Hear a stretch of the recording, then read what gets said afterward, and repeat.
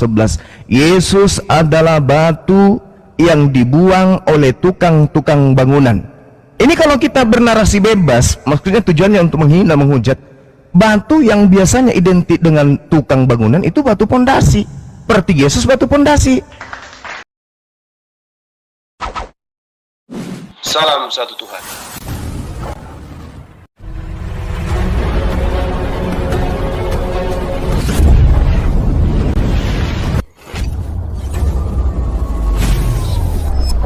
Ya, pengantar ini singkat para sahabat. Dukung semua ya sahabat-sahabat kita channel Densa News Muslim. Di like, di subscribe, di share sebanyak mungkin untuk supaya mencegah sahabat-sahabat kita di luar sana tidak terpengaruh terhadap pemurtadan. Semoga Allah memberikan selalu sikap istiqamah. Salam satu Tuhan, Allahu Akbar. Agamanya apa itu hanya kita sendiri, Pak, Kak Zuma. Karena percuma saja seperti saya Kristen, tapi saya suka hujat-hujat Islam, saya suka menghina-hina, contohnya seperti, oh batu Hajar Aswad itu begini-begini, itu adalah sama gitu. Itu nggak akan, Pak, Kak, masuk ke sorga, karena mulut saya sendiri juga sudah harus dididik. Nah, itu makanya kenapa kok dari tadi kok aku diserang gini-gini, saya ngomong apa? Oh, tiba-tiba kamu sok polos ya? Nah, ini lagi nih. Lu ada masalah apa sih sama Kristen gitu loh? Saya di sini berdiri sendiri, saya tidak membawa semua orang Kristen di dunia ini. Gitu loh. Saya hanya bertanya tadi tentang batu bara serafim itu. Ya baru ini memang saya nemuin ayatnya. Karena memang jujur saya jarang baca Alkitab. Melonjak Yesaya 6. Gitu loh. Jadi gini, saudari saya Feby, adalah keliru juga kalau saudara saya mengatakan bahwasanya untuk mencapai kepada keselamatan yang ditetapkan oleh Tuhan itu semua orang bisa dengan mengandalkan semua keyakinan. Tidak boleh, karena setiap keyakinan itu Tuhannya berbeda. Seperti Anda, Tuhan Anda kan Yesus, sementara kami bukan Tuhannya Yesus. Bagaimana mungkin kemudian Tuhan yang benar itu Yesus, kami yang tidak menyembah Yesus ini selamat? Begitu juga sebaliknya. Bagaimana mungkin Anda yang menyembah Yesus tidak menyembah kepada Tuhan yang benar menurut hitungan kami, Anda bisa selamat? Tidak bisa, karena Tuhan itu cuma satu. Walaupun kemudian semua agama di atas muka bumi ini mengajarkan kebaikan, tapi kebaikan itu belum tentu benar. Iblis juga mengajarkan baik. Setan pun mengajarkan manusia untuk baik, tapi baik menurut setan belum tentu itu benar. Contoh misalnya, kita makan itu baik, tapi kalau yang kita makan itu adalah lumpur, itu menjadi tidak baik. Begitu juga ketika kita mengatakan kita ini adalah manusia yang taat beragama. Lah kalau agama kita salah, bagaimana bisa dikatakan kita mau selamat kalau jalan yang kita tempuh itu adalah salah? Sedangkan jalan menuju kepada Tuhan itu hanya satu, yaitu damai sejahtera, shalom. Hanya itu, nggak ada di luar daripada itu. Ya itu makanya tadi saya bilang kan, tidak ada satu agama pun, satu keyakinan pun yang mengklaim bahwa kalau menurut saya pribadi ya, oh saya Kristen nih, udah pasti nih masuk ke surga, tapi kelakuan saya, maaf kata, buruk gitu. Jadi jangan pernah mengklaim bahwa agama saya atau agama siapapun mengklaim bahwa oh sudah pasti nih masuknya, enggak. Dari contoh kecil aja nih saya lihat di room teman-teman Kristen, teman-teman Islam saya ngehujat, ya ketawa aja mirip sih. Elia ya, Elia Imron. Betul. Mirip. Ya dia kan laki-laki, saya perempuan. Miripnya di mana? Suara. Ya suaramu. Dilanjutkan dulu Bang Yordan. Lanjut Feb. Ya udah sih, saya di sini pribadi aja sih. Kemarin juga ada kayak gitu juga. Saya masuk di room Tuan Raja Dolar. Saya bertanya, sebenarnya Muhammad itu sosoknya seperti apa? Tapi mungkin ada teman-teman Kristen yang tidak suka saya masuk ke room itu, akhirnya menyebarkan fitnah bahwa saya menjatuhkan harga diri Yesus gitu. Nah, saya menjatuhkan harga diri Yesus di mana? Saya hanya pengen tahu Muhammad itu seperti apa. Gua Hira, hanya itu aja, dua itu aja. Gua Hira itu apa sih gitu loh. Ya makanya Di sini kan kalian bertanya tentang batu serafim ya. Jujur aku nggak tahu itu batu apa, gitu loh. Kalau untuk keselamatan sih, ya kalau di Islam ya saya percayanya amal dan ibadah. Bagaimana kita berbuat baik dengan sesama dan dengan Tuhan, itu aja sih. Tuh. Udah kabur Feby, tadi baru ditanya. Mana teman kita? Kabur dia. Lari. Ke bawah, naik lagi Feb. Dia ngeles doang itu, Bung Billy. Capek kita. Selamat siang, Daren. 8121.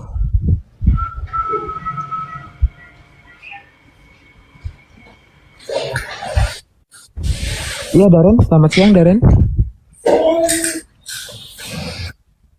Daren.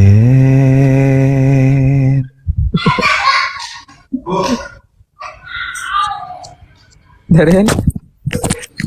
Halo, selamat siang. Iya, siang. Daren dari Kristen? Iya, saya dari Kristen. Iya. Protestan ya, saudara ya? Iya. Oke, tadi sebelumnya menyimak tidak apa yang dibahas? Aku menyimak tapi ketinggalan. Baik, kita sesuai tema saja. Tuhan atau bukan untuk sosok Yeshua Mashiach ini? Silahkan ditanggapi, Bung Daren, dengan Gurunda. Ya, tadi sedikit menyimak masalah apa tadi itu ya? Masalah yang penghapusan dosa itu ya? Yang katanya berbuat baik itu bisa masuk surga atau gimana tadi itu ya?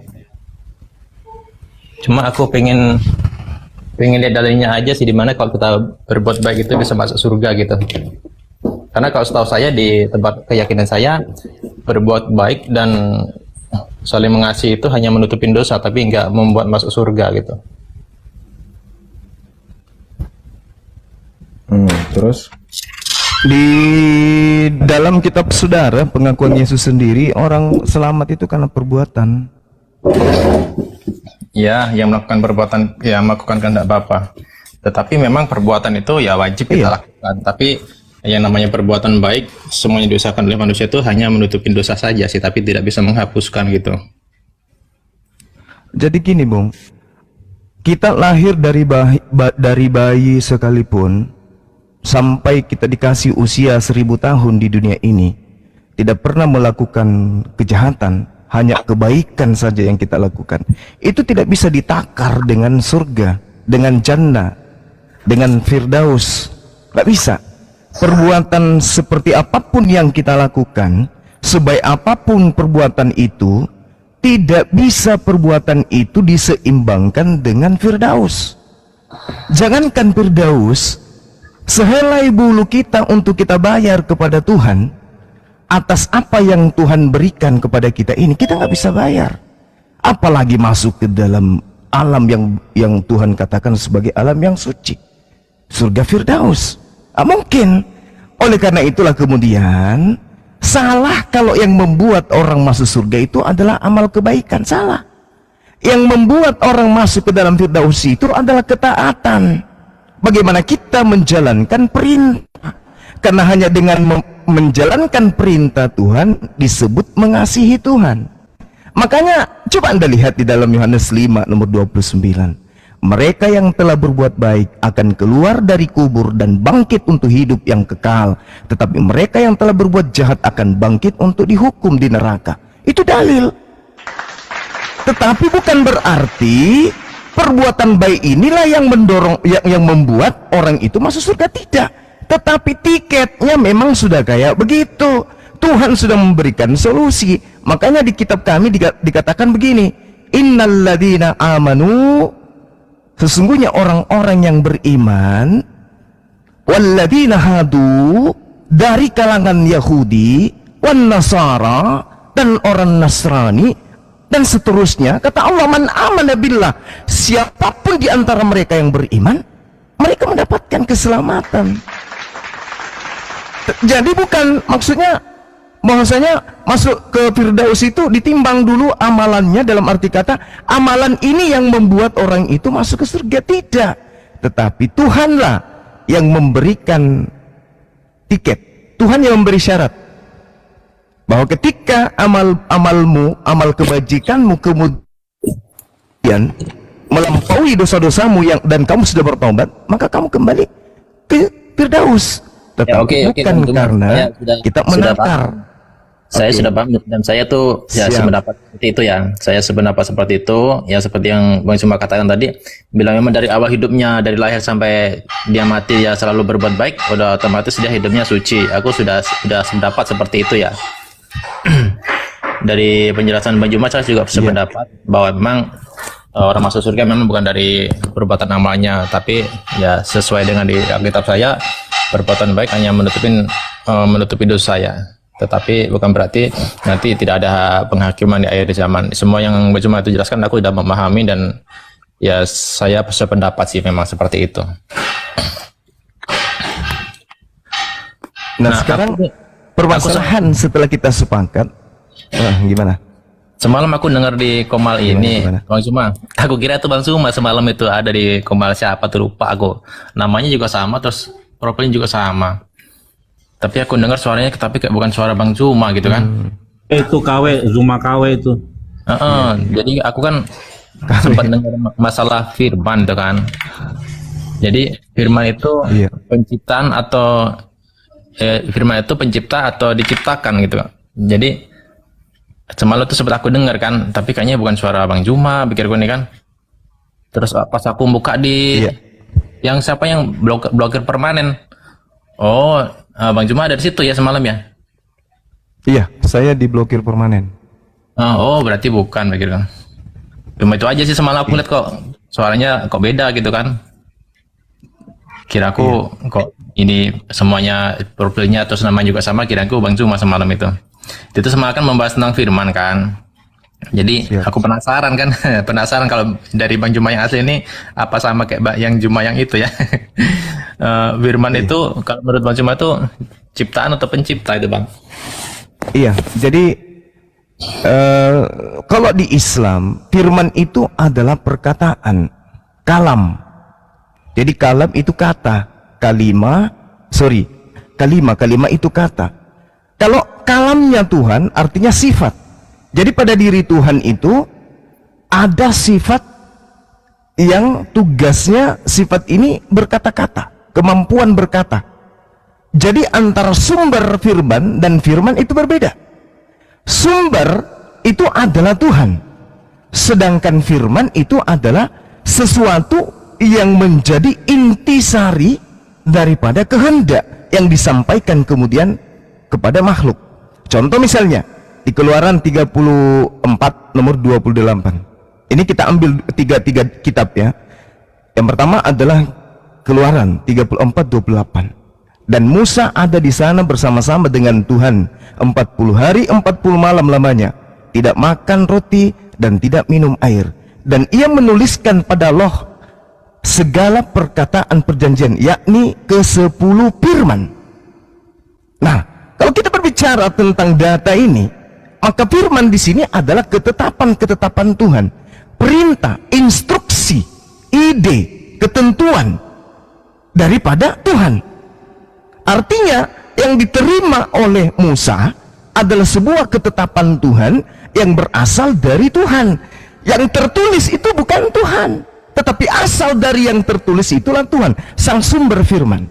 Kedua, dari perjanjian baru, apa yang diterangkan kemudian di dalam kitab saudara? Bahwasanya Matius 4 nomor 4, manusia hidup bukan hanya dari roti saja, tetapi dari setiap firman yang keluar dari mulut Tuhan. Yesus mengatakan firman keluar dari mulut. Yesaya 55 nomor 11, firman Tuhan keluar dari mulut juga. Sementara Al-Quran mengatakan innama amruhu idza arada syai'an ayyakula lahu kun fayakun. Jadi ketika Tuhan ingin menciptakan sesuatu, maka dia cukup berkata jadi maka jadi. Berarti tiga rangkaian ini sama. Firman itu ternyata adalah instruksi dari pencipta untuk mengadakan sesuatu sesuai dengan apa yang dikehendaki.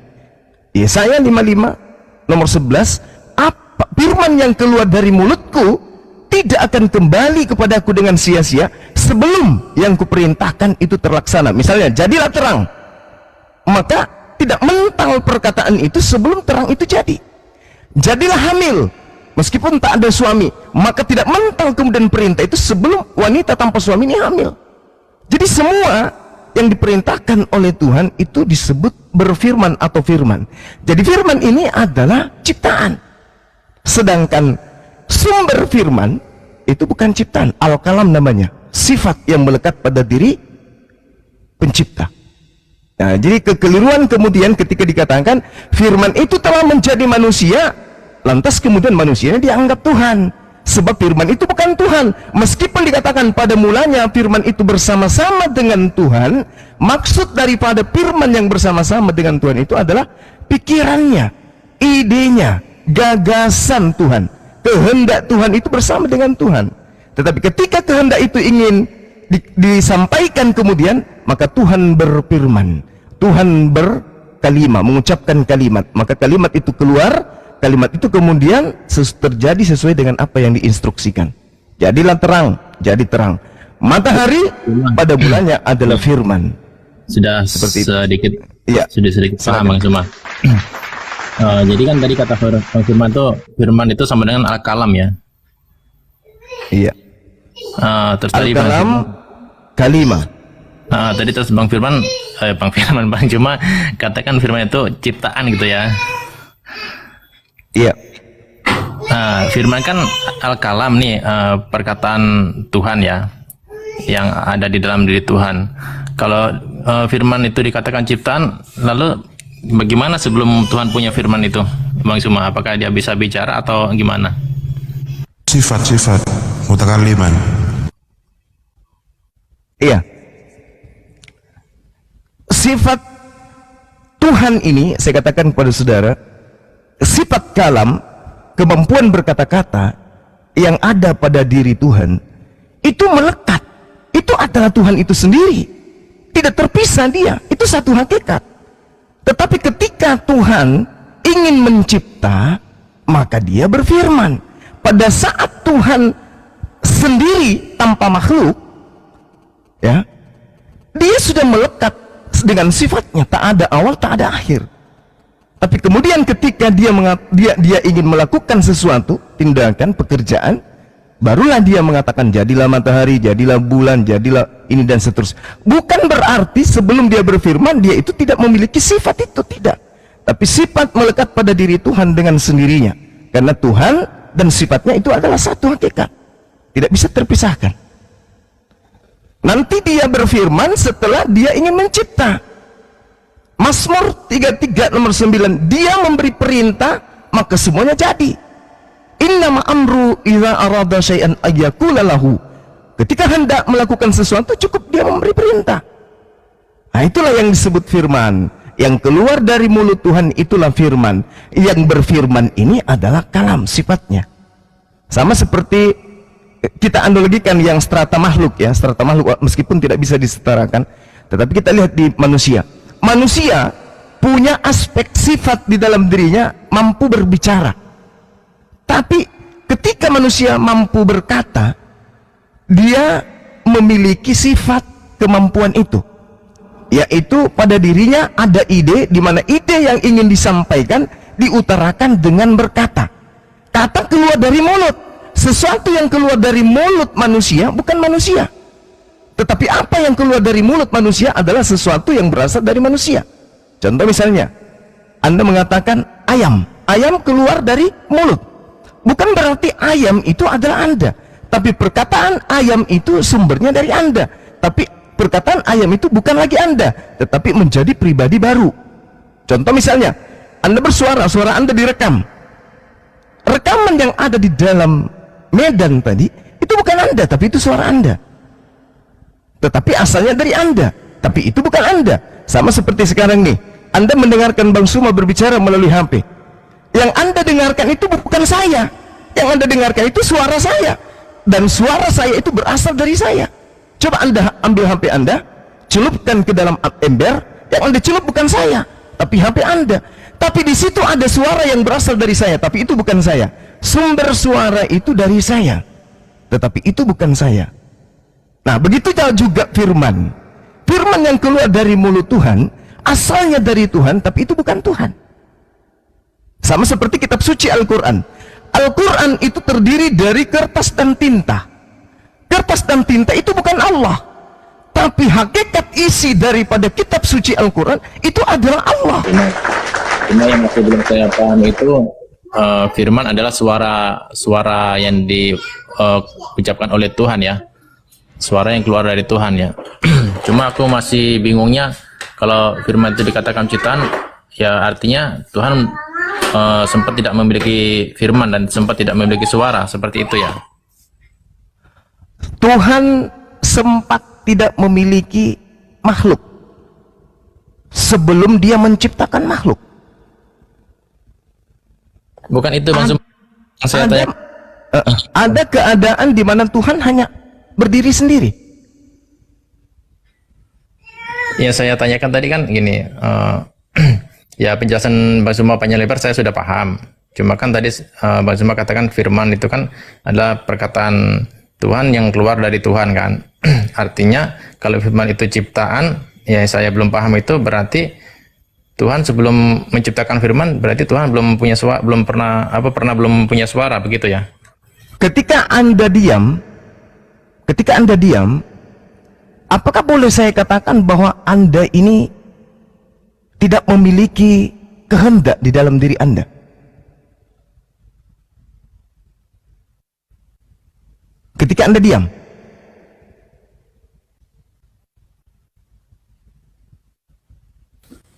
kalau ketika saya diam, memang saya tidak mengeluarkan suara, tapi di dalam diri saya itu sudah ada suara. nah, inilah yang disebut kalam sifat. Bukan berarti Anda bisu. Benar kan? Ketika Anda ingin makan, Anda diam nih, tapi Anda ingin makan. Maka supaya istri Anda membuatkan makanan yang Anda mau, maka Anda berbicara. Karena sudah ada potensi berbicara yang Anda miliki, yang melekat pada diri Anda. Ketika Anda ingin makan, "Mam, tolong aku mau makan." Suara keluar dari sifat, dari kemampuan Anda berbicara. Suara ini adalah ciptaan Anda. Itu adalah pribadi baru, bukan Anda. Tapi suara itu keluar akibat dari Anda memiliki mesin, di mana mesin itu adalah Anda sendiri. Nah, hasil dari suara ini, saya ingin makan, maka suara tadi telah menjadi nasi di atas meja. Anda bukan nasi, suara Anda bukan nasi. Karena itulah kemudian sesuatu yang berasal dari firman itu bukan Tuhan.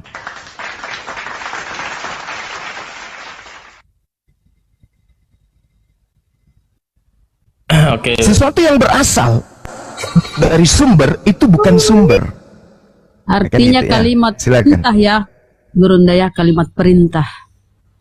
Firman adalah perintah. Boleh lanjut. Iya. Kalimat itu perkataan. Beda kalima, beda kalam. Kalam itu sifat, kalima itu hasil dari kalam. Jadi mesin dengan suara mesin itu beda. Mesin apakah tidak punya suara? Ketika dia berbunyi, bersuara. Tetapi bukan berarti ketika dia tidak bunyi, mesin ini bisu. Karena dia memiliki sifat. Seperti itu, Bang. Jadi intinya gini, sesuatu yang keluar dari mulut Tuhan itu bukan Tuhan, tapi makhluk. Ya, silakan Akhi Billy, mungkin ada ingin disampaikan, host dibesarin. Siapa roperan? Emak koren, jangan koren nah. Ustaz, Pertanyaan yang bagus sekali. Pertanyaan yang bagus sekali dan masuk akal ya. Jadi waktu Tuhan itu belum ada manusia, belum dia menciptakan langit dan bumi ini, dia gimana cara komunikasinya? Sama siapa dia ngomong? Nah, kita lihat bagaimana malaikat itu lebih tua diciptakan dari manusia. Malaikat itu diciptakan di hari kedua, makanya di hari kedua tidak ada kata Fire Elohim Kitov, dan Tuhan melihat itu baik. Kenapa di hari kedua itulah Tuhan menciptakan malaikat, ada juga setan di situ, ada juga neraka diciptakan di hari kedua. Makanya bukanlah hal yang bisa dikatakan baik di hari penciptaan kedua itu. Nah, karena malaikat itu di hari kedua, kita lihat waktu Tuhan mau menciptakan manusia, malaikat itu protes, ngapain ciptain manusia itu, kehendaknya sifat itu jahat adanya, jangan kau ciptakan manusia. Beberapa malaikat itu protes kalau Tuhan ingin menciptakan manusia, tapi Tuhan bilang, kamu tidak tahu apa yang aku tahu, bahwasanya di waktu yang mendatang aku akan menciptakan yang namanya tesyufah atau pertobatan. Nah, itu yang tidak diambil oleh Adam. Kita tahu bahwa Adam ketika atas dosa makan buah itu, ya, dia tidak langsung meminta ampun, tidak bertobat. Tapi kita tahu di dalam sumber-sumber kami bahwa Adam itu sempat bertobat. Nah, bagaimana ketika Tuhan itu belum menciptakan langit dan bumi ini, bagaimana dia berkomunikasi? Kita lihat yang namanya berfirmanlah Tuhan, ya, berarti dia berfirman kepada siapa? Kepada manusia. Supaya apa? Supaya maksud Tuhan ketika dia menciptakan langit dan bumi ini diciptakan untuk siapa? Langit dan bumi ini untuk manusia. Makanya ketika dia berfirman, dia memakai bahasa ini. Lihat alfabet, huruf-huruf Ibrani, ya. Ketika Tuhan ingin menciptakan bumi dengan firman-Nya, 22 huruf turun dari mahkotanya, ya. Dan masing-masing mengklaim untuk supaya langit dan bumi diciptakan menurut inisial depannya. Yang pertama adalah huruf Taf, yang paling akhir, ya, yang huruf Taf. Dia bilang, Tuhan ciptakanlah, ini dia. Oh Lord of the world, ya Tuhan semesta alam, kita menjadi kehendak-Mu untuk menciptakan duniamu melalui aku, huruf T, ya. Melihat bahwa di waktu yang akan datang Engkau akan memberikan Torah kepada Bani Israel. Tapi Tuhan bilang jangan, karena nanti huruf T itu, Taf itu yang dibilang oleh orang Kristen ini, huruf T itu yang ada di dalam kitab Zakaria itu, kan ada kan huruf T. Nah, itu dikatakan huruf Taf itu nanti kau akan dipakai untuk menandai orang mati. Nah, tuh. Aku akan memakai kamu sebagai tanda kematian di atas kepala, di jidat manusia. Jadi nggak dipakai. Sampai huruf Shin, sampai huruf yang terakhir huruf Bet. Karena alif itu diam, ya. Jadi semua huruf itu minta diberikan privilege, hak untuk inisialnya untuk menciptakan langit dan bumi ini. Nah, ketika huruf Bet, dia bilang ini, ya Hashem, ya Tuhan, ciptakan langit dan bumi ini pakai huruf saya, B atau Bet. Karena di waktu yang datang orang-orang akan berdoa Baruch kata Adonai dengan huruf Bet. Diberkati engkau Tuhan, Raja semesta alam, bla bla bla gitu. Nah, Tuhan bilang, wah, baik ini hal yang baik. Maka Tuhan menciptakan langit dan bumi ini memakai huruf B, sehingga berbunyi demikian, Bereshit bara Elohim. Bagaimana dengan huruf Alef? Karena huruf Alef di dalam konsonan Ibrani adalah huruf yang silent atau diam, dan dia salah satu huruf yang tidak menuntut apa-apa dari Tuhan, sehingga Tuhan memberikan hak istimewa dia untuk menjadi yang paling depan, ya. Misalnya kitab Kejadian 1, Kejadian Alef, baru berbunyi Bereshit bara Elohim pakai huruf B. Nah, jadi demikian. Tuhan ketika dia berkomunikasi dengan yang namanya malaikat tentu tidak memakai bahasa yang sama dengan manusia. Ketika Tuhan berbicara dengan binatang tentu tidak dengan bahasa manusia.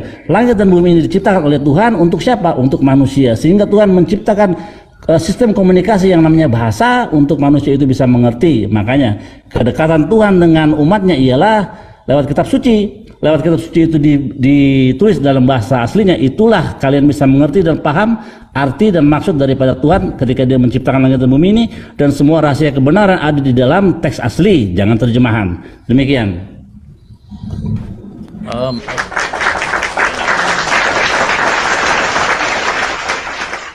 Dengar penjelasan dari Bang Suma tadi kan aku sambil ngasuh anak, jadi ya saya sih memang mendengar tapi belum sempat menanggapi, tapi saya sudah mengertilah apa penjelasan dari Bang Zuma itu tapi aku masih belum bisa menangkap karena kayak gini ya, misalkan ini di sini kan ada Bang Zuma ya, taruhlah itu ada foto profilnya, anggap saja tuh nggak ada foto profilnya, cuma gelap situ saja, begitu aja ya kan, karena saya memang tidak tahu Bang Juma itu seperti apa. Tapi orang pada tahu saat Bang Juma berbicara, orang pada tahu, oh itu Juma, padahal itu hanya suaranya saja, tapi suaranya itu dibilang itu Juma. Nah, itu yang masih menjadi pertanyaan saya. Berarti memang Tuhan itu, kalau firman itu dikatakan ciptaan, artinya Tuhan sempat tidak memiliki firman. Itu aja yang masih saya dapat. Jadi ini aku nggak bisa lama-lama ya, aku masih mengasuh anak soalnya, jadi aku tak turun dulu ya. Terima kasih ya buat Bang Suma sudah ngasih penjelasan ke saya. Iya. Ya, aku izin turun dulu ya. Silakan Bang, silakan. Terima kasih Bang Suma. Iya. Jadi kalau misalnya yang saudara kita tadi barusan sampaikan itu, untuk mengenal kemudian Bang Suma ya dari suaranya, begitulah juga Tuhan. Untuk mengenal Tuhan, siapa yang pencipta. Ciri-ciri Tuhan itu pencipta, itulah Tuhan. Al-Quran menjelaskan sanurihim ayatina fil afaq. Jadi Allah pencipta langit dan bumi memperlihatkan kepada orang-orang yang berakal tanda-tanda kebesaran akan dirinya di segenap penjuru alam semesta dan pada diri mereka sendiri, fi ampusihim. Nah, kalau untuk mengenal Bang Suma, kenal suaranya. Untuk mengenal Tuhan, kenal ciptaannya. Alam semesta ini sempurna, maka tidak mungkin diciptakan oleh sesuatu yang cacat. Tidak mungkin diciptakan oleh sesuatu yang punya kelemahan. Tidak mungkin diciptakan oleh sesuatu yang punya keterbatasan. Diciptakan oleh yang maha tinggi, yang maha besar, yang maha dahsyat. Kita kenal dengan Tuhan, Rabbus samawati wal ard, pencipta langit dan bumi.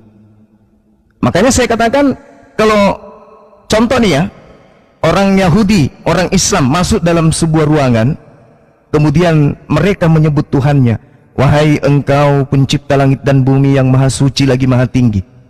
Maka Tuhan yang disembah para nabi merasa, berarti terkoneksi.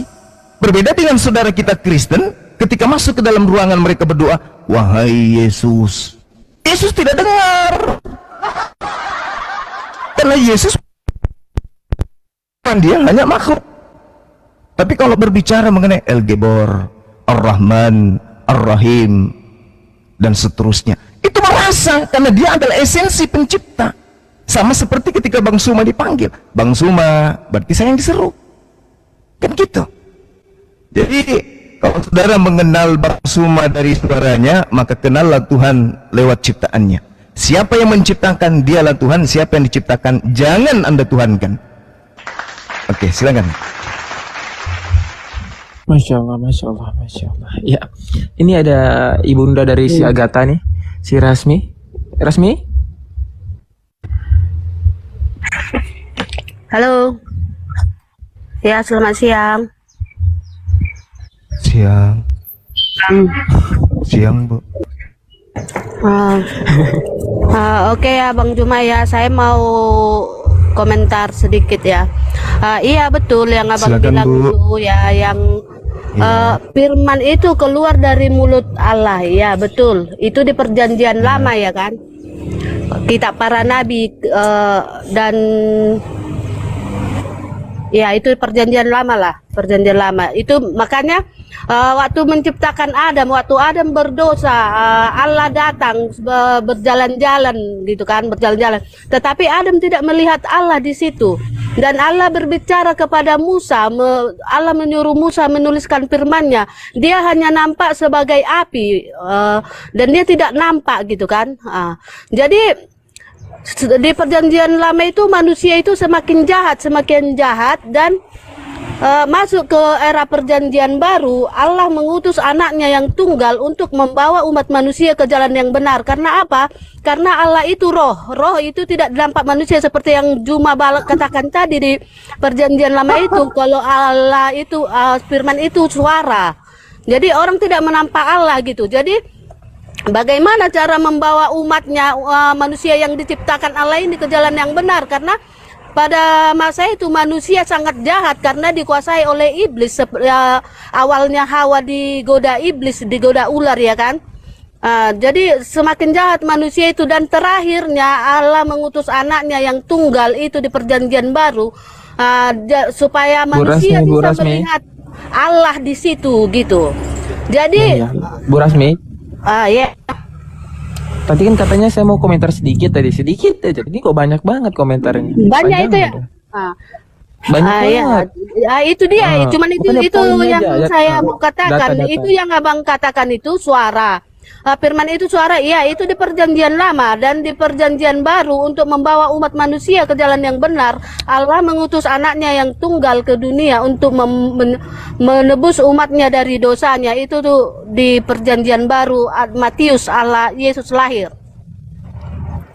Oke, Ibu, kalau berbicara mengenai utusan, itu sudah pasti bukan Tuhan.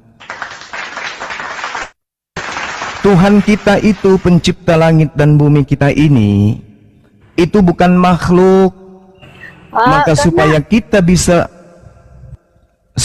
bisa berinteraksi dengan Tuhan, maka Tuhan memilih manusia-manusia pilihannya sebagai duta, sebagai wakil, sebagai utusan di atas muka bumi ini, untuk mengajarkan apa yang Tuhan kita itu kehendaki terjadi.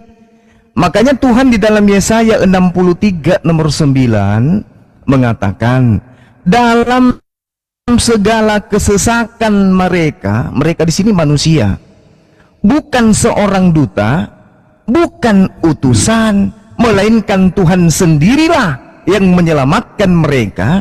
Dialah yang menebus mereka dalam kasih-Nya dan belas kasih-Nya. Ia mengangkat dan menggendong mereka selama zaman dahulu kala. Jadi bukan duta, bukan utusan. Mana buktinya? Mari kita lihat. Yesus di dalam Kisah Para Rasul 2 nomor 22. Orang Israel harus tahu, yang kumaksud adalah Yesus manusia dari Nazaret, bahwa dia telah ditentukan sebagai perantara Tuhan, sebagai utusan Tuhan, untuk kemudian Tuhan melakukan mujizat-mujizat, tanda-tanda, kekuatan-kekuatan yang dilakukan oleh Tuhan melalui perantara utusannya, yaitu Yesus Kristus. Jadi Yesus itu bukan Tuhan. Yesus itu manusia pilihan, selayaknya Nabi Musa, manusia pilihan yang dijadikan perpanjangan tangan Tuhan untuk memberikan instruksi, aturan, perintah, ketetapan, ketentuan kepada Bani Israel. Makanya Tuhan mengatakan segala kesesakan mereka bukan seorang manusia duta, bukan utusan, melainkan dia sendiri, tetapi melalui wakilnya, karena Tuhan tidak bisa turun ke bumi. Karena Tuhan bukan makhluk, dia tidak bisa, bumi ini kecil, sementara Tuhan itu maha besar. Sehingga coba Anda lihat bagaimana Yesus mengatakan dirinya, aku tidak dapat berbuat apa-apa. Tapi kok buktinya kamu bisa membangkitkan orang mati, misalnya membuat orang buta melihat, orang lumpuh berjalan. Kok kamu bisa? Ya, karena aku adalah duta, aku adalah wakil. Wakil siapa? Wakil presiden? Bukan, wakil pencipta langit dan bumi, coy. Jadi saya bisa melakukan itu karena Tuhanku. Yohanes 4 nomor 34. Makananku adalah melakukan pekerjaan yang diperintahkan oleh Bapakku untuk aku kerjakan. Kesaksianku ada yang lebih penting dari kesaksian Yohanes Pembaptis, bahwa semua pekerjaan yang aku lakukan, membangkitkan orang mati, membuat air menjadi anggur, membuat badai menjadi tenang, orang buta, lumpuh dan semuanya sembuh. Pekerjaan itu yang aku lakukan sekarang, dan pekerjaan-pekerjaan dahsyat itulah yang bersaksi bahwa aku, Bapa yang mengutus aku. Berarti Yesus bersaksi dia adalah utusan. Sementara Tuhan mengatakan bukan duta, bukan utusan, tapi aku sendiri, tapi melalui beliau. Sama seperti Musa, bukan Nabi Musa yang membelah lautan, bukan, tetapi Tuhan yang melakukan itu melalui utusannya, yaitu Nabi Musa alaihissalam. Jadi salah dan keliru besar kalau utusan Tuhan itu justru dituhankan. Itu sesat namanya, Bu. Silakan.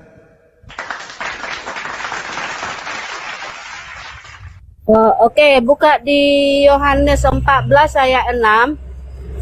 Yohanes 14 ayat 6. Kata Yesus kepadanya, "Akulah jalan dan kebenaran dan hidup. Tidak ada seorang pun yang datang kepada Bapa kalau tidak melalui aku," kata Yesus.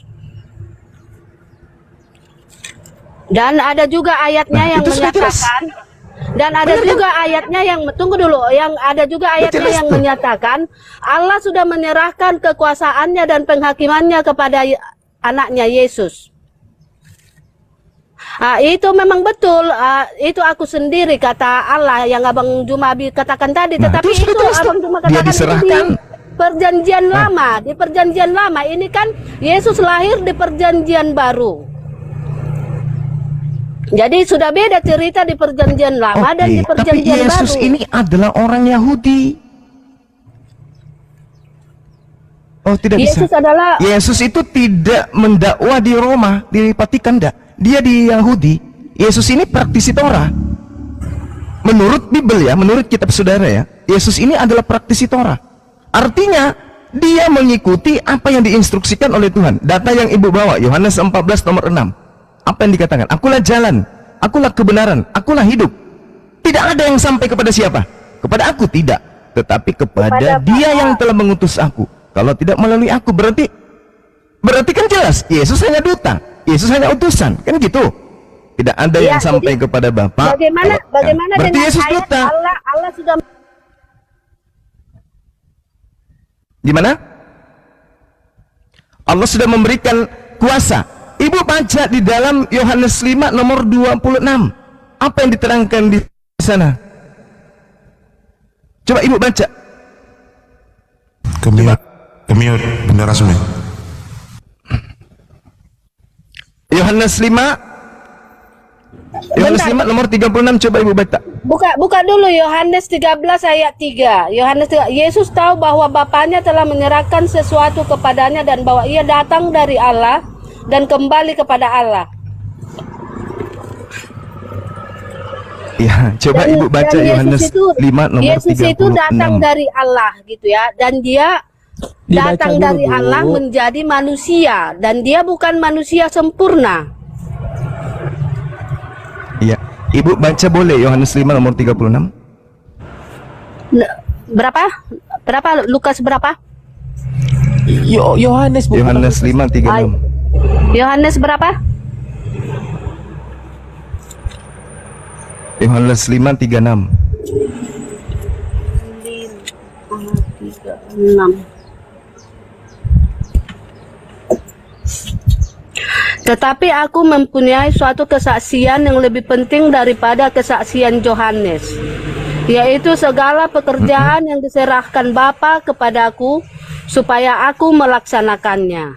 Jadi pas kan yang saya katakan tadi.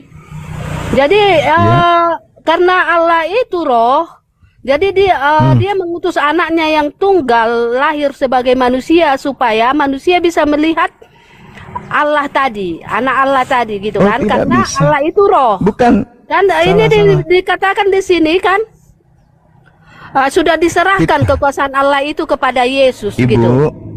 Ibu, pencipta langit dan bumi itu bukan roh. Roh itu adalah makhluk.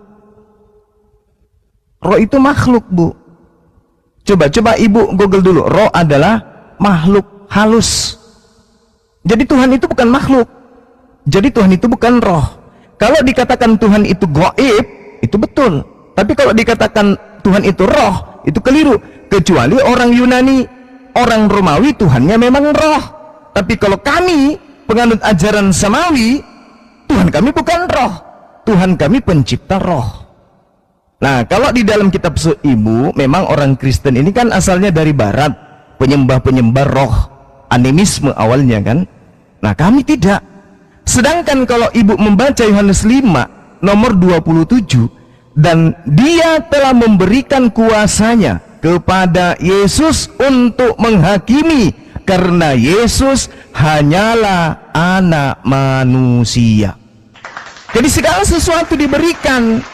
Kenapa Yesus diberi?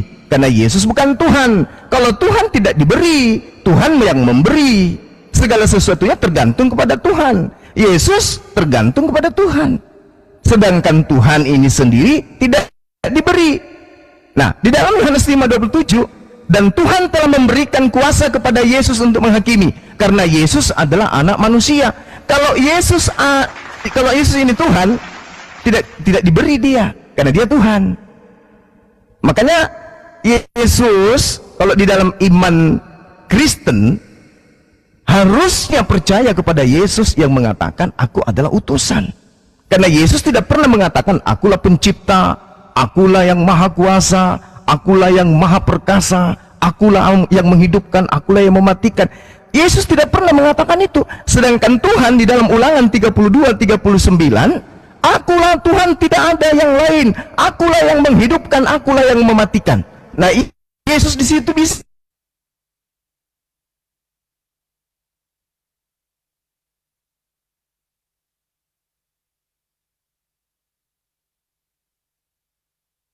enggak?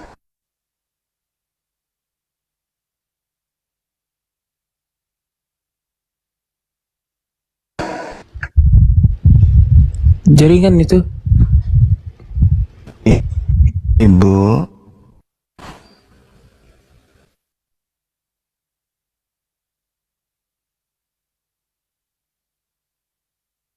Hilang suaranya Gurunda. Iya, suaranya hilang. Bu Rasmi. Halo. Bu Rasminya hilang atau saya? Iya, tadi Halo, suaranya hilang tadi Gurunda. Buka di Yohanes 8. Bu, Bukan. sabar, Bu.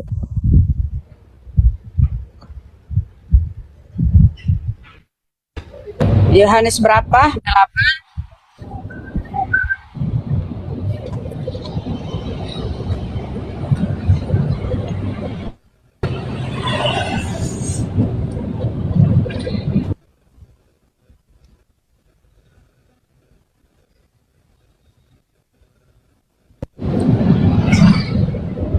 Silakan Rasmi, silakan dibacakan Yohanes 8.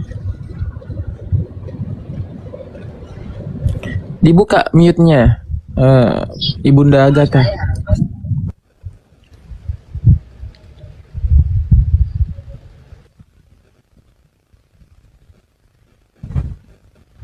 Bu Rasmi.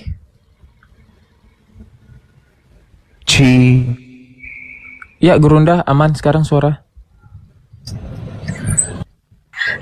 Alhamdulillah. Yohanes 4. Iya, ngomong apa ibu kita tadi? Yohanes 4. Nomor 22. Yohanes 4 ayat Nomor 2-nya jangan dilangkahi. Iya, Yohanes 4. Yohanes 4 ayat 24.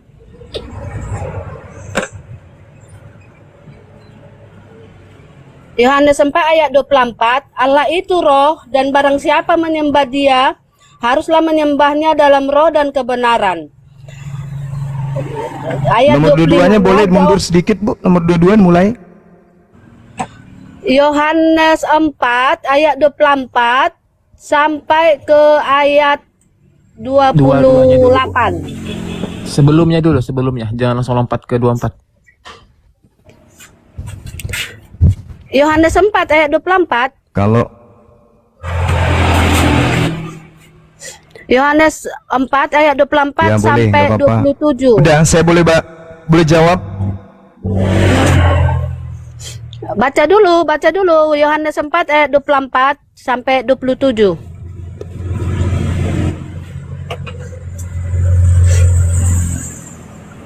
Oke, saya bacakan ya. Allah itu roh, dan barang siapa menyembah harus menyembahnya dalam roh dan kebenaran. Jawab perempuan itu kepadanya, aku tahu bahwa Mesias akan datang. Karena ini percakapan antara Yesus dengan perempuan Samaria ya. Jawab perempuan itu kepadanya, aku tahu bahwa Mesias akan datang yang disebut juga Kristus. Apabila ia datang, ia akan memberitakan segala sesuatu kepada kami. Kata Yesus kepadanya, akulah dia yang sedang berkata-kata dengan engkau. Jadi ya itu yang bercakap-cakap dengan perempuan Samaria, berarti itulah Allah yang dinubuatkan yang akan datang itu, gitu. Tanpa pengetahuan perempuan Samaria itu yang bercakap-cakap dengan dia itulah Kristus. Kristus yang dinubuatkan yang datang dari atas, dari Allah, yang diutus Allah itu dia itulah Yesus yang bercakap-cakap dengan perempuan Samaria. Di sini Yesus mengaku, akulah dia, akulah Kristus.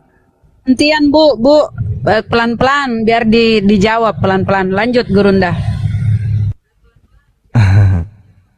Iya. Ibu tadi mengatakan Tuhan itu adalah roh. Yesus roh atau bukan? Bukan, berarti Yesus bukan Tuhan. Kalau ibu berkata setan itu roh, saya katakan iya. Iblis itu roh, iya. Berarti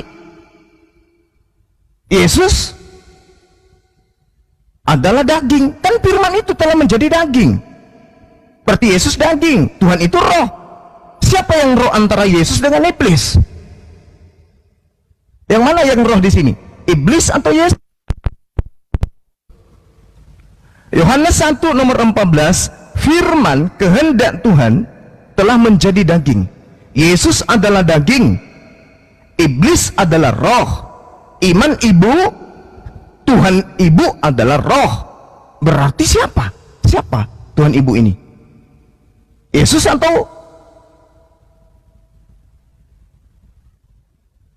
atau iblis?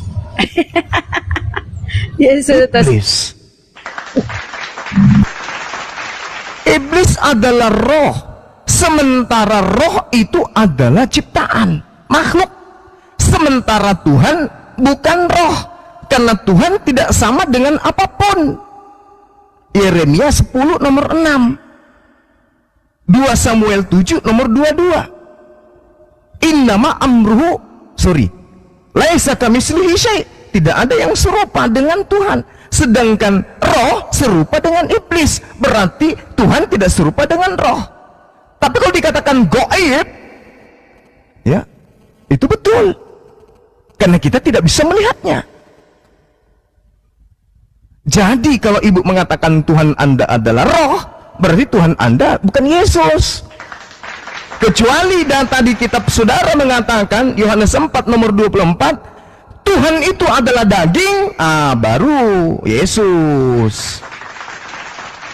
Tapi kalau Anda mengatakan Tuhan itu adalah roh, Yesus tidak kena, karena Yesus daging, dia bukan roh. Seperti itu, Bu. Jadi ketika dia mengatakan, jawab perempuan itu kepada, aku tahu bahwa Mesias akan datang, disebut juga Kristus. Akulah dia. Bukan berarti akulah Tuhan. Akulah dia, maksudnya dia di sini adalah Mesias, manusia, daging yang diurapin. Kenapa Anda larikan ke dia ini adalah Tuhan? Bahaya itu, Bu. Dengarkan, Bu, ya, dengarkan. Yesus di dalam Lukas 21 nomor 8. Waspadalah. Ini nasihat Yesus kepada Bani Israel, muridnya, bukan orang Roma, bukan Yunani, bukan Kristen, tapi orang-orang yang bersunat. Yesus nasihati orang-orang bersunat pada saat itu. Bani Yakub yang dinasihati. Waspadalah supaya kamu jangan disesatkan. Akan banyak penyesat yang muncul dan akan datang membawa namaku, mengatasnamakan namaku, menjual namaku, dan berkata, akulah dia.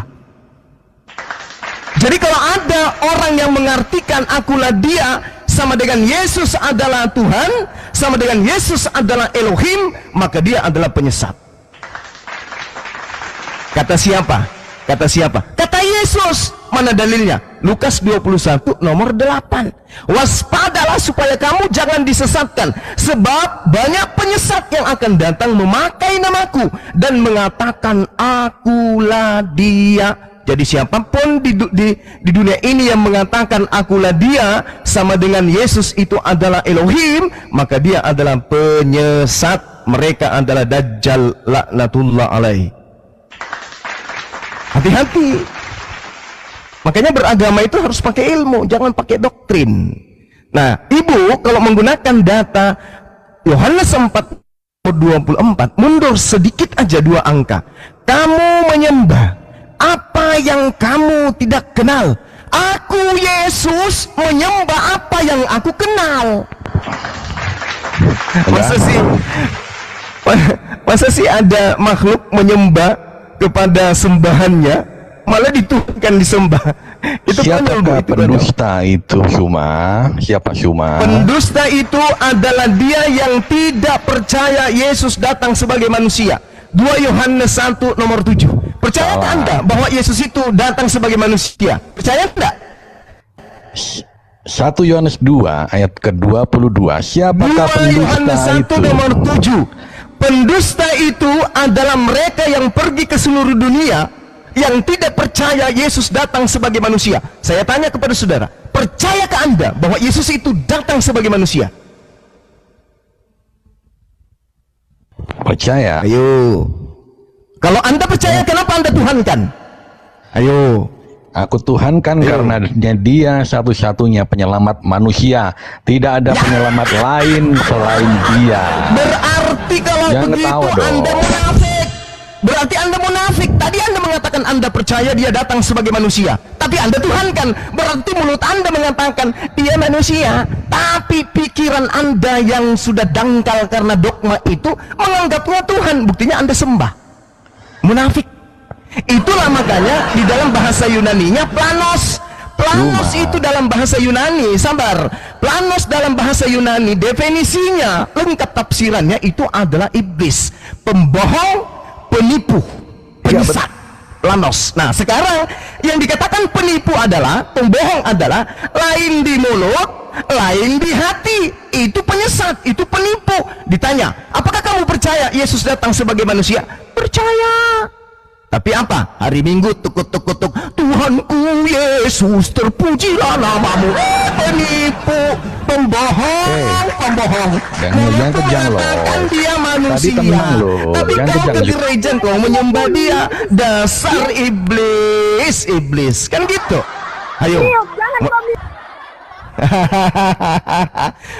Kau percaya? Saudara percaya Yesus datang sebagai manusia? Percaya. Coba kita intip hari Minggu. Pada hari Minggu aku dan keluarga ke gereja untuk menyembah manusia yang adalah Tuhan. Namanya adalah Yesus, anaknya Maria, yang pernah digantung dikarenakan dia terkutuk. Cuma aku tanya kamu ya. Sadari itu, Bung. Boleh tanya, Saudara Henso, dalil kitab Anda menyatakan Anda adalah pembohong, penipu. Aku tanya dulu. Penipu itu adalah mereka yang tidak mengaku Yesus datang sebagai manusia. Anda mengatakan, Anda percaya Yesus datang sebagai manusia? Percaya. Kita intip hari Minggu. Pada hari Minggu aku berjalan ke gereja untuk menyembah Tuhanku yang adalah Yesus. Diskusi apa kayak begini, mah? Diskusi apa ini? Mau ngomong sendiri kamu? Nggak dengerin orang ngomong. Ini diskusi untuk menerapi penipu. Oke, gue tanya kamu ya. Untuk supaya sadar bahwa kamu pengikut Kristus atau anti Kristus, Cuma? Coba.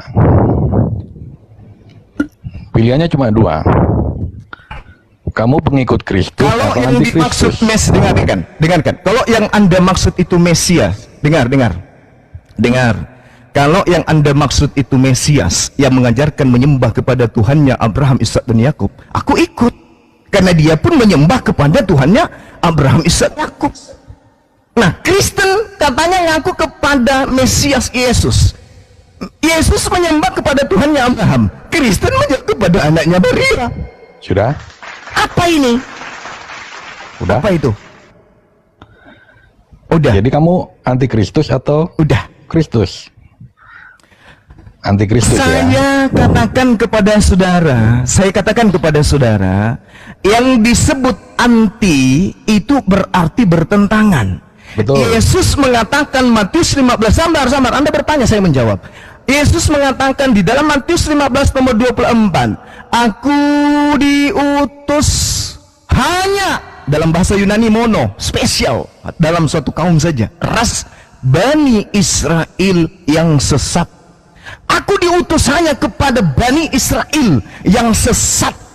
Aku diutus hanya kepada domba yang sesat dari Bani Israel, dari umat Israel. Al-Quranku mengatakan, wa iskara Isa bin Maryam ya Bani Israel inni rasulullahi ilaikum. Saya beriman, saya tidak menolak itu. Yesus mengatakan, aku diutus kepada domba yang sesat dari Israel. Aku percaya, aku mengiyakan, malah aku tos dengan Yesus. Ngopi kami sama-sama. Sedangkan ente bukan Bani Israel, ente bukan Bani Yakub, ente bukan orang Yahudi, tapi ngaku-ngaku sebagai pengikut Yesus. Apa dasarnya? Di mana ilmunya? Yesus cuma mengatakan aku untuk Bani Israel, ente bukan Bani Israel. Jadi ente ini siapa? Oke. Siapa pendusta itu? Siapakah pendusta itu? Ini Billy juga masuk nih, pendusta nih Billy. Bukankah dia yang menyangkal bahwa Yesus adalah Kristus? Dia itu adalah antikristus, yaitu dia yang menyangkal baik Bapa maupun Anak. Oke, baik. Siapakah pendusta itu? Mari kita bahas. Tenangkan pikiranmu, saya uraikan kepada saudara. Yohanes 2 nomor 22. 1 Yohanes 2 nomor 22. Tolong luruskan kalau saya keliru. Siapakah pendusta itu? Di sini pendusta indikasinya dua. Yang pertama adalah yang menyangkal Tuhannya Yesus. Oke? Siapa yang menyangkal Tuhannya Yesus? Adalah dia yang menggantikan Tuhannya Yesus yang tidak serupa dengan makhluk itu menjadi makhluk. Itu siapa? Oten. Itu penyangkalan yang pertama. Siapakah pendusta itu? Bukankah dia yang menyangkal Bapa? Bapa itu tidak boleh disangkal. Bapa mengatakan, akulah Tuhan, tidak ada Tuhan di luar aku. Akulah Tuhan, tidak ada Tuhan yang dibentuk selain aku. Akulah Tuhan, tidak ada yang lain. Tak boleh disangkal, bos. Jangan kau bikin ilah lain. Akulah Tuhan, Tuhannya Abraham, Ishak dan Yakub. Tidak ada Tuhan di luar aku. Jangan kau sangkal itu, bos. Jangan kau bikin Tuhan baru buatan patikan, bos. Jangan. Yang kedua, menyangkal anak. Anak datang mengajarkan dirinya sebagai utusan Tuhan, bukan sebagai Tuhan. Yang menyangkal anak adalah dia yang mengganti anak menjadi bapak. Itu siapa? Kristen.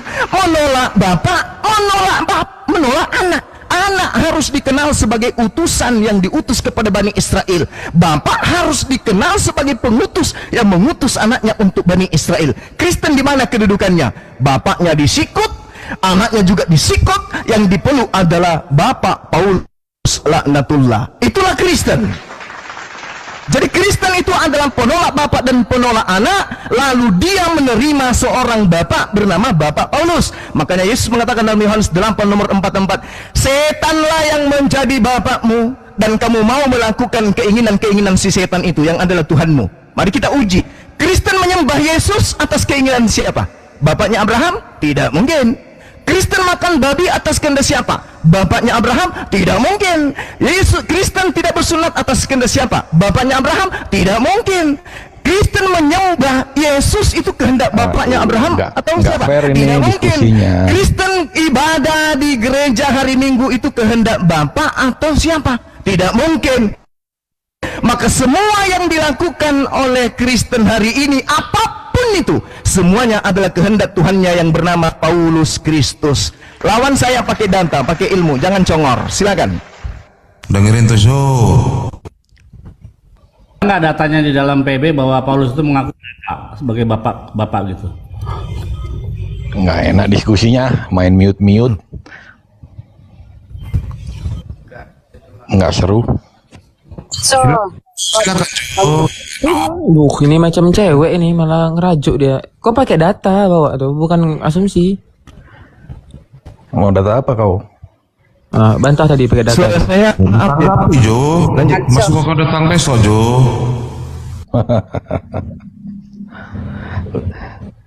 Ya udah jelas lah siapa pendusta itu. Suara saya masih enggak ada. Masih Guronda, masih Maiman. Artikel pertama Kita satu dulu. Siapakah pendusta? Saya mau tanya kepada saudara Hanso, apakah Anda menyangkal bahwa Sang Bapa pencipta langit dan bumi ini itu tidak serupa dengan manusia? Anda sangkal atau tidak? Di mana itu dalil berkata begitu coba?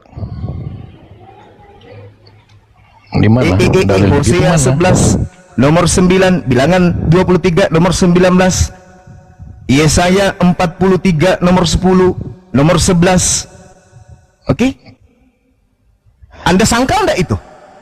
Tidak ada Tuhan yang dibentuk sebelum aku dan setelahku, tidak ada lagi Tuhan yang dibentuk. Yesus, firman dibentuk menjadi daging. Sekarang saya tanya, apakah Anda menyangkal kalau Tuhan mengatakan dia tidak serupa dengan manusia? Tadi kamu di awal tadi bilang firman itu bukanlah Tuhan. Hosea kan? 11 nomor 9, bagaimana mungkin suara Bilangan Tuhan? 23 nomor 19, Yesaya 43 nomor 10, 11. Ayo. Anda sangkal tidak itu? Jadi suaraku ini aku bukan? Aku. Suara Anda itu adalah pribadi baru dari Anda. Itu bukan Anda, tapi itu suara Anda. Astaga. Oke? Logika apa? Astaga. Logika apa ini? Logika apa? Suara saya bukan saya. Ketika suara saya melakukan suatu kesalahan atau melakukan suatu narasi yang melanggar, yang ditangkap suaraku atau diriku? Anda, karena Anda sumbernya.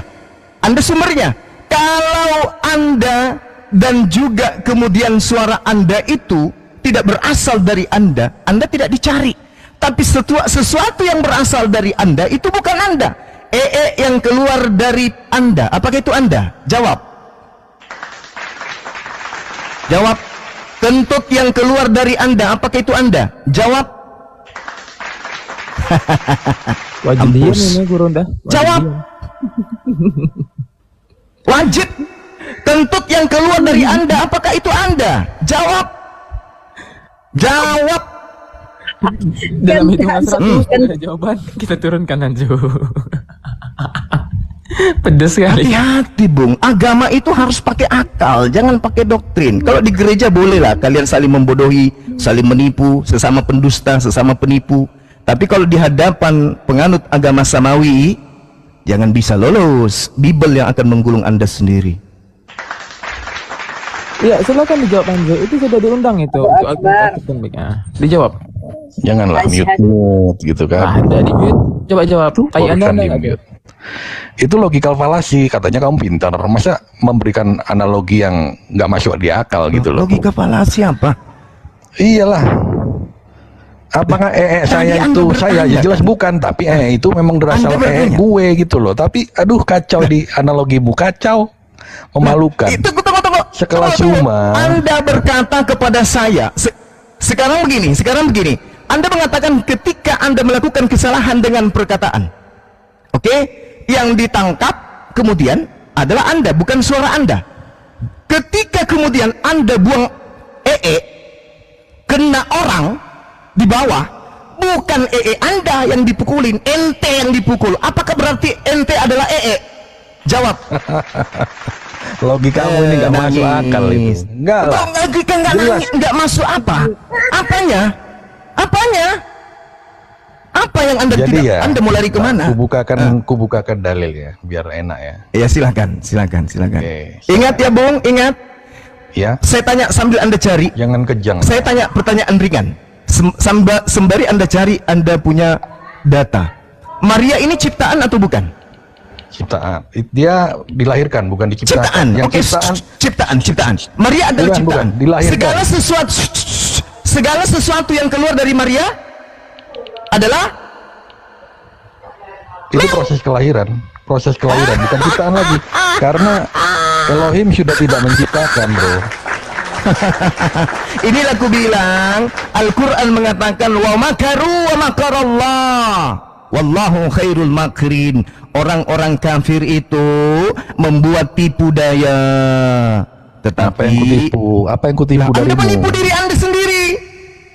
mengatakan Maria itu ciptaan. Saya tanya, yang keluar dari Maria ciptaan atau bukan? Anda mengatakan itu dilahirkan. Malu saya lihat orang dewasa kayak begini karena agama dia jadi kayak tuyul. Ayolah, ada proses penciptaan lagi. Proses penciptaan itu sudah selesai. Segala sesuatu di luar Tuhan, apapun prosesnya, itu semuanya adalah ciptaan. Ciptaan itu apa diskusimu? Ciptaan itu apa? Segala Ciptaan sesuatu itu di dari luar yang tidak ada Tuhan menjadi itu ada. Adalah Itu ciptaan, bro. Sabar ya, bro. Segala sesuatu, cipta itu adalah karya. Segala sesuatu di luar Tuhan itu adalah karya. Berarti segala sesuatu di luar Tuhan adalah karya Tuhan. Berarti semua yang di luar Tuhan adalah ciptaan Tuhan. Cuman ini permainan silat lidah sang pendusta. Siapakah pendusta itu? Ya, semuanya akan berdusta. Semuanya akan didustai. Yang keluar dari mulut adalah Hanso sendiri. Yang keluar dari pantat adalah Hanso juga. Hehehe. Bahaya. Bahaya ini. Bukan Anda yang gulung tikar yang menggulung Anda kalau kayak gini. Oke ya, kita buka di Yohanes 1 ayat ke-18 ya. Tak seorang pun mantap sekali ini. Tak seorang pun yang pernah melihat Allah. Tetapi anak tunggal Allah Yesus yang ada di pangkuan Bapa, dialah yang menyatakannya. Itu. Menyatakan di situ terjemahan yang keliru. Tolong tunjukkan original teksnya, kata menyatakan di situ apa?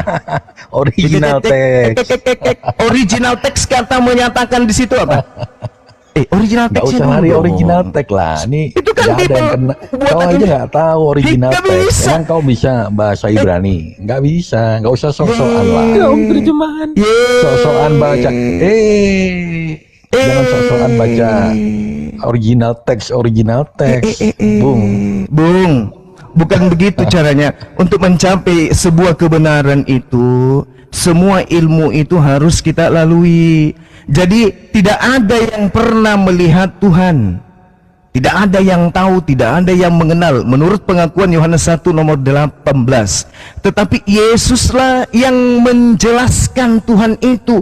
Yesuslah yang menerangkan. Yesuslah yang mentafsirkan, menguraikan tentang Tuhan itu. Setelah Yesus menerangkan Tuhan itu, pertama, itu di atas, di langit. Kedua, Tuhan itu tidak bisa dilihat. Ketiga, Tuhan itu maha besar. Keempat, tidak ada manusia yang pernah melihat Tuhan. Itu yang ditafsirkan Yesus, itu yang dinyatakan Yesus tentang Tuhan. Makanya Yesus mengatakan, tidak ada seorang pun yang pernah melihat Bapa, suaranya pun tidak pernah kau dengarkan. Itu yang Yesus nyatakan. Tidak pernah Yesus mengatakan, siapa yang melihat aku, dia telah melihat pencipta langit dan bumi. Tidak seperti itu. Kalau itu artinya Yesus mengatakan, siapa yang membunuh aku, dia telah membunuh pencipta langit dan bumi. Waduh, bukan begitu. Jadi tidak seorang pun yang pernah melihat Tuhan, tetapi anak tunggal Tuhan yang ada di pangkuan Bapa, dialah yang menyatakan dalam original teksnya di sini adalah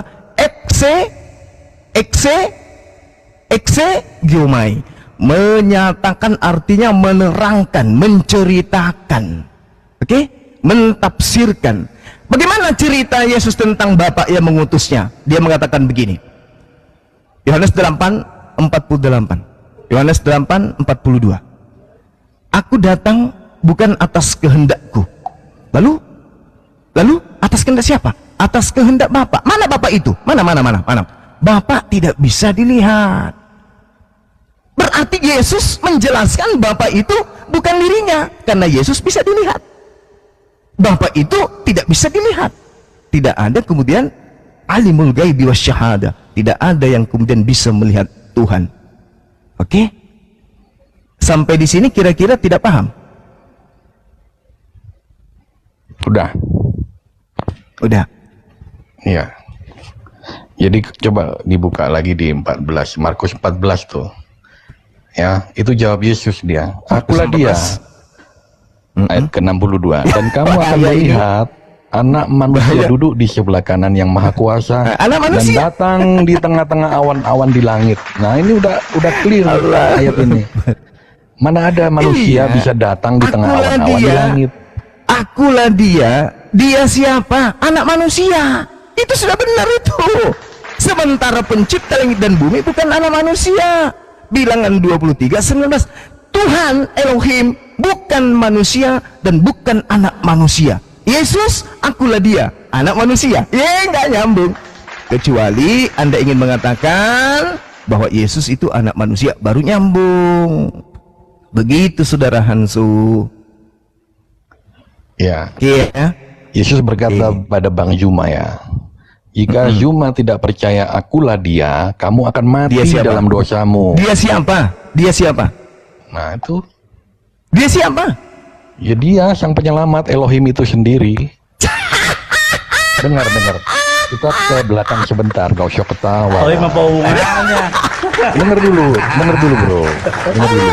Allah, Yesus mengatakan begini. Siapakah penyesat itu? Siapakah antikristus itu? Siapakah pendusta itu? Kan tadi dikatakan, dialah yang tidak percaya Yesus itu datang sebagai manusia. Nah, Anda mengatakan, kalau Bang Suma tidak percaya, dialah, akulah dia. Dia siapa? Anda mengatakan dialah Elohim pencipta itu. Berarti Anda tidak percaya Yesus itu manusia. Berarti Anda adalah planos, pendusta, penipu.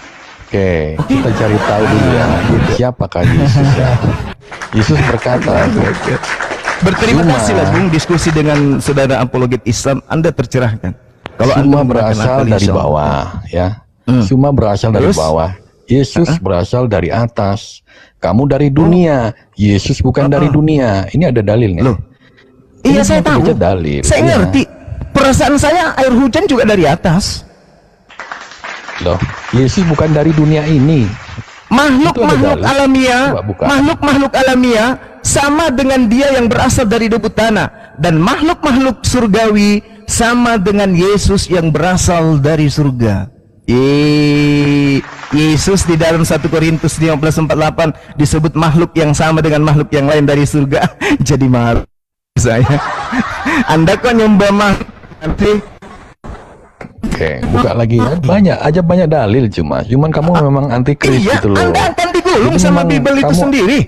Kamu akan menganti terus, antikris. Itulah dirimu, bro. Ya. 1 Korintus 15:48, makhluk-makhluk surgawi, artinya yang dari atas, sama seperti Yesus yang berasal dari surgawi atas. Berarti Yesus sama dengan makhluk. Buka lagi kata Sementara Yesus pencipta ya. langit dan bumi Elohim bukan makhluk. Gimana ini? Ya Allah, kita buka lagi, kita kupas ini ya. Buktinya ya, kita buka ya. Yesus berkata, apabila silakan. Oke, aku 5 menit juga turun. Apabila kamu telah meninggikan Yesus, barulah kamu tahu bahwa Yesuslah dia dan bahwa Yesus dia adalah anak. Dia adalah anak. Tunggu. Apabila kamu meninggikan apa? Kamu meninggikan apa? Meninggikan apa? Meninggikan apa? Baca dong. Meninggikan anak manusia. Loh, bener kita meninggikan anak. Yohanes 8 nomor 28. Oleh sebab itu Yesus berkata, apabila kamu telah meninggikan anak manusia, barulah kamu tahu bahwa akulah dia dan bahwa aku tidak berbuat apa-apa dari tunggu. Dengarkan.